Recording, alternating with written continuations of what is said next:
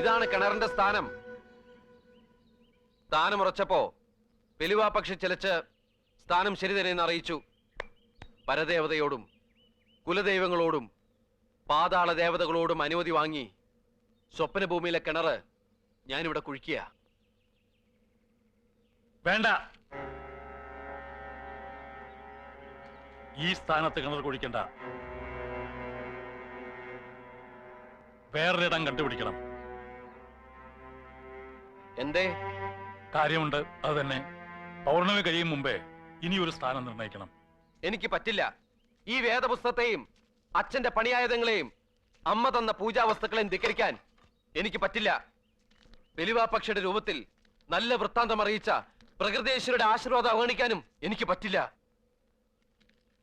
ഈ സുന്ദര കില്ലാടി ഈ സ്വപ്നഭൂമിയിൽ ഒരു കിണർ കുഴിച്ചാൽ അത് അവിടെയായിരിക്കും, അവിടെ മാത്രം.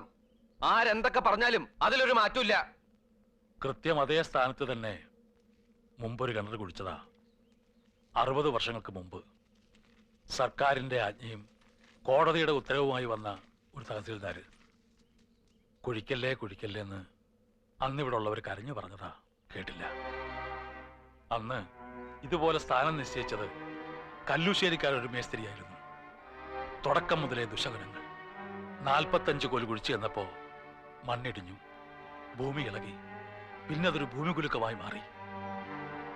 കിണർ കുഴിക്കാൻ സഹായിച്ച സ്വപ്നഭൂമിയിലെ 17 ചെറുപ്പക്കാരും മണ്ണിടിഞ്ഞു വീണു മരിച്ചു. ഇടിഞ്ഞു വീണ മണ്ണിനടിയില് ആ സ്ഥാനത്ത് ഇപ്പോഴും കിടപ്പുണ്ട് കല്ലൂശ്ശേരിക്കാരൻ മേസ്ത്രി. ആ കിണറ് മണ്ണിട്ട് മൂടിയതിനു ശേഷമാണ് ഭൂകമ്പം നിന്നത്, രോഗം ശമിച്ചത്, എല്ലാം ശാന്തമായത്. അന്ന് മരിച്ചവരെ അവിടെയാണ് അടക്കം ചെയ്തിരിക്കുന്നത്. അവരുടെ നെഞ്ചത്തു കൂടി തന്നെ ഇനിയൊരു കിണർ കുഴിക്കണോ?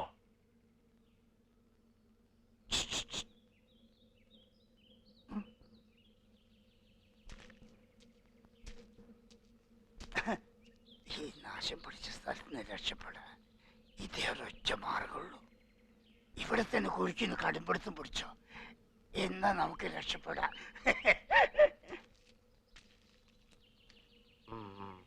വാസോണ്ണം വേറെ പണി നോക്കണം. 17 അല്ല 17,000 പേരോട് ചത്ത് കിടപ്പുണ്ടെങ്കിലും ഞാൻ അവിടെ കുഴിക്കൂ. അത് ഉറപ്പാ. മറ്റെവിടെയെങ്കിലും കിണറിന് സ്ഥാനം നോക്കണെങ്കിലേ മറ്റേതെങ്കിലും മേസ്ത്രിയെ കൊണ്ടുവന്നോ, ഞാനില്ല. പിള്ളേര് കളിയാണെന്ന് വിചാരിച്ചേ രാത്രി മുഴുവൻ ഉറക്കം ഉളച്ചിരുന്ന ശാസ്ത്രം അത്ര മനപ്പാടമാക്കി ഏകാഗ്രതയോടെ സ്ഥാനം കുറിച്ച് ചിലരുടെ കാര്യ ഈ സ്ഥാനം മാറ്റി ഞാൻ വേറെ സ്ഥലത്ത് മണ്ണ്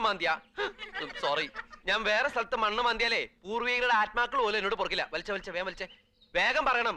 ഈ സ്ഥാനത്ത് കുഴിക്കാനാണെങ്കിൽ മരണത്തെ പോലും ഭയപ്പെടാതെ ഞാൻ റെഡി. അല്ലെ വേറെ ആളെ നോക്കിക്കോട്ടാ.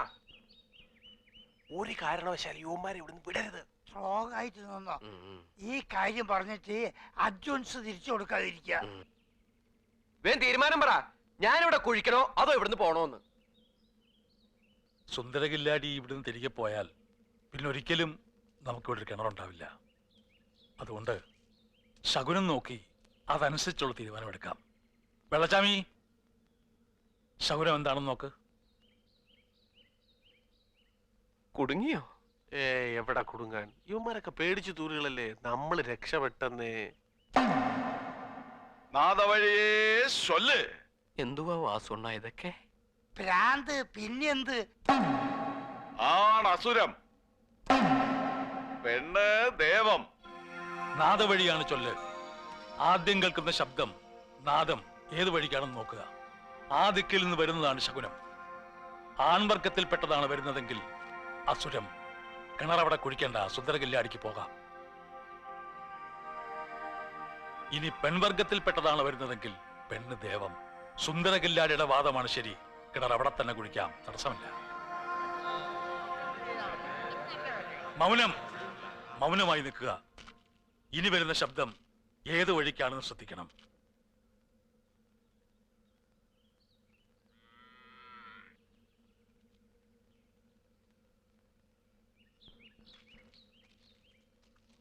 ആ ദിക്ക്, ആ വഴി വരുന്നതാണ് നമ്മുടെ ശകുനം. ആ വഴിന്ന് ആൺവർഗത്തിൽപ്പെട്ട ഒരു മുട്ടനാടെങ്കിലും വന്നാൽ നമ്മൾ രക്ഷപ്പെട്ടു. പെണ്ണാടാണെങ്കിൽ കുടുങ്ങിയില്ലേ? ഒരു പൂവങ്കോയായാ മതിയായിരുന്നു.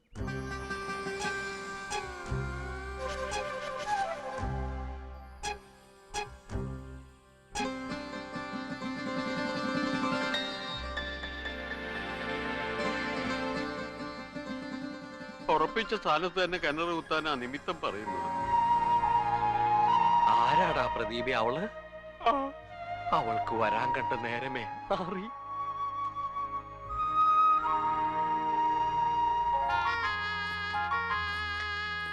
വരുന്നേ.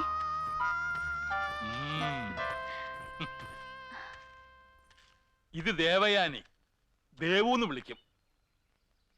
സോമാജി വൈദ്യരുടെ വളർത്തുമകളാണ്. ഊരു ചുറ്റി മരുന്ന് വിൽപ്പനയും കഴിഞ്ഞ് അച്ഛനും മകളും കൂടെ ഗ്രാമത്തിലേക്ക് വരാൻ കണ്ട സമയം അസലായി. അതും പതിവില്ലാണ്ട് ദേവു കയറി മുമ്പിലങ്ങ് നടന്നു.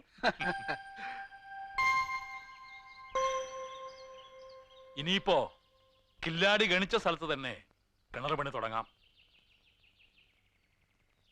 നല്ല നിമിത്തവുമായി ഞാൻ വന്നു. എന്നിട്ടും കിണർ കുത്തിക്കെന്താ ഒരു പേടി? അവന്റെ പേര് കിണർ കുത്തി എന്നല്ല, പിന്നെ പ്രേമചന്ദ്ര സുന്ദര കില്ലാടി. ഓഹോ, എന്തുവാ? പ്രേമചന്ദ്ര സുന്ദര കിണർ കുത്തി.